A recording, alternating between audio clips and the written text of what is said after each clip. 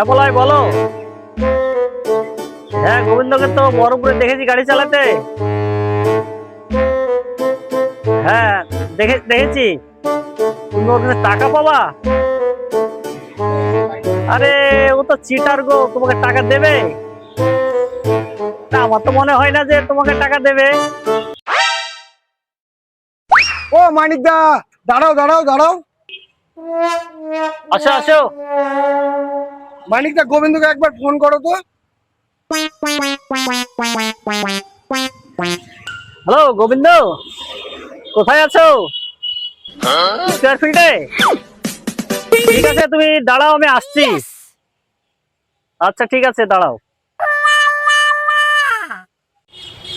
গোবিন্দ, পয়সাটা দে, কতদিন হয় বল দেখি। পয়সাটা দিবি তো নাকি? ঘুরিয়ে যাচ্ছিস, 6 মাস ধরে ঘুরালে হবে?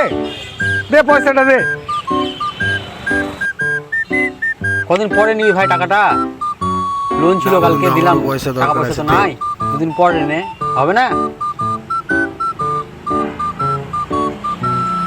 এখন 100 টাকাটা নে, আবার কদিন পরে দিব, বাদ বাকিটা হবে না?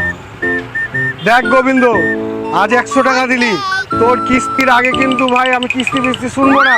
তো যেদিন কিস্তি থাকবে থাকবে, আমাকে কিন্তু ভাই সামনের সপ্তাহের মধ্যে 400 টাকা দিবি ভাই। আচ্ছা বেশ ঠিক আছে। ধরে তোমার গাড়ির আমি স্টেপনি খুলে নেবো, আচ্ছা মাথায় রাখবা।